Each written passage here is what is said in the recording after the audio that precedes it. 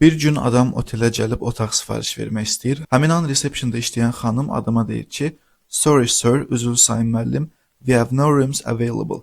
Bizim available olan, yəni əlçatan olan, boş olan otağımız yoxdur.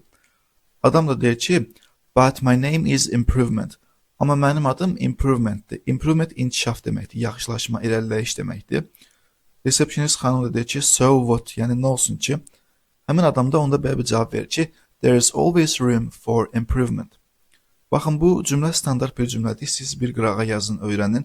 Mənası inkişaf üçün həmişə şərait var, inkişaf üçün həmişə şərait olmalıdır belə bir mənanı verir.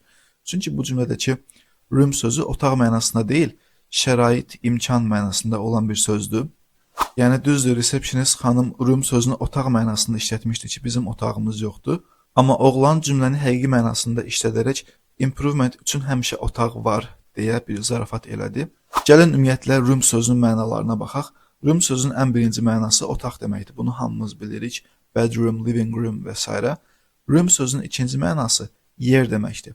Məsələn desəm ki, there is no room in the car, olur ki, maşında yer yoxdur.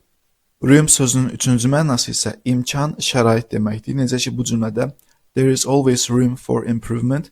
Improvement üçün, yəni inkişaf üçün həmişə şərait var mənasında bir cümlə.